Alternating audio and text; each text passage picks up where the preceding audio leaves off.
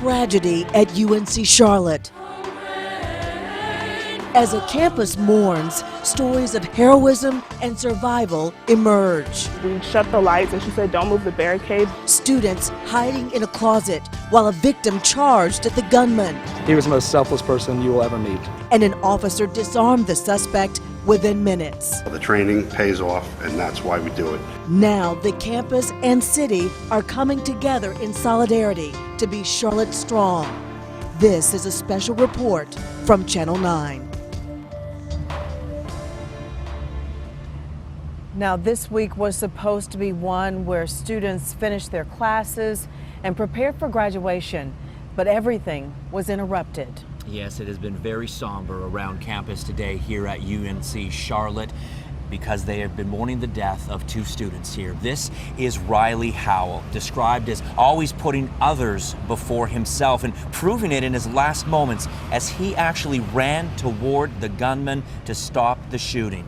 And Reed Parlier, a 19-year-old from Cabarrus County, whose family says tonight that they are simply still in shock. Four others who were wounded: Rami Al-Ramadan, Sean DeHart, Emily Hopt, and Drew Pescaro. Tonight, we are telling their stories and talking to counselors about how survivors can cope through all of this and talking you through the heroic actions that stop the tragedy from becoming even more deadly. Right now, we want to show you a live look as fellowship and vigils continue on this campus.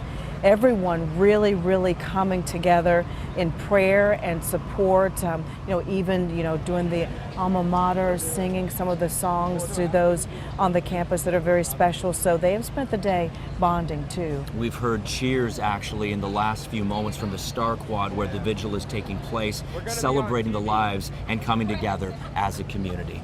And all day long, we've been hearing stories that are both heartbreaking and others that are inspiring. And one that really stands out is that of Riley Howell. Yeah, this is a picture of him standing out in a crowd, seeming to be the perfect image of a hero, if you think about it. He gave his life to save others. All new this hour, we are hearing from the father of Riley's longtime girlfriend, who is helping console his heartbroken daughter. Everyone who knows Riley told Dave Faherty that Riley's actions came as no surprise, Dave. That's right, Paul. We know that family members, friends, that girlfriend that you mentioned, they're all arriving here in Waynesville tonight to mourn the loss of Riley Howell. The 21-year-old will be remembered for his heroic actions and always putting others first. I'm going to miss that kid. I wish more people could have met him. He's a good boy, good man, good person. The past 24 hours have been very hard for Kevin Westmoreland, who considered 21-year-old Riley Howell almost like a son. Riley was devoted to Kevin's daughter, Lauren. They fell in love at 15. High school sweethearts who met at T.C. Robertson 5 years ago. While Lauren went off to NC State, the two remain committed, seeing one another on weekends and school breaks. Kevin learning today Riley bravely stood before the gunman to protect others. It would make complete sense that he would turn and try to stop it from happening. He's the one that runs toward it instead of running away. That's just the way he seemed to be built. Kevin focused trying to comfort Lauren, bringing her home from NC State. To go down and pick her up with the idea that we'll never see him again is terrible. It's terrible for all of us. Together, they met up with Riley's family. I just hugged them, and I didn't want to let go, and I don't think they wanted to let go. Riley's death striking a heartbreaking chord for all. My kids should be able to go to school and enjoy school and learn at school and not be shot at school. He was funny, and it'll sound like a cliche, but he was nice to old people and animals. For me, it's how do I be the dad that my daughter needs right now? That's what it is for me. How do I help her get through this and not let it define her? I want to help her through this. and a tremendous loss for everyone here in Waynesville, Western North Carolina. I got a chance to talk with one of the coaches earlier today. One of his high school coaches told me, I remember that he was bright, independent, kind, and optimistic. He had a special affinity for the outdoors. His hallmarks were a big grin and a carefree spirit. Reporting live from Waynesville. Now back to you. Thank you so much for that, Dave. And thousands of students right now making their way from that vigil where he was honored, along with this young man, Reed Parlier, the other student who was killed in this tragic shooting. Yes, we have our anchor Liz Foster. She is in Matthews, and earlier today a group gathered for a prayer service for him. Liz? So many of us turn to our faith during difficult times like this, and that's exactly why a group of people close to the Parlier family gathered here just a few hours ago. Ellis Reed Parlier was only 19 years old and was finishing his sophomore year at UNC Charlotte, pursuing a computer science degree. He wanted to be a game developer and even volunteered his time as a computer programming tutor for middle school students. Reed, as family and friends called him, graduated from Central Academy of Technology and Arts in Monroe in 2017 and had been on the honor roll. Family of the Cabarrus County teen were understandably too upset to speak to us today, but told me they're still in shock and grieving their loss. Family friends gathered this afternoon at Matthews Presbyterian Church to pray. Pastor Luke Mabry shared with me the powerful message he shared with them. The message that I shared was one of hope. I believe God gives us hope and comfort in times of sorrow, that weeping does linger for a night, and we're in that night right now. Funeral arrangements for Reed Parlier have not been announced yet. Erica and Paul. Liz, thank you. And again, as she mentioned, people turn to their faith and God to get some sense of peace when something like this just rattles everything.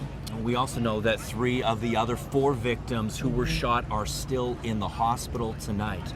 We can talk about Emily Haupt, 23 years old, from Charlotte.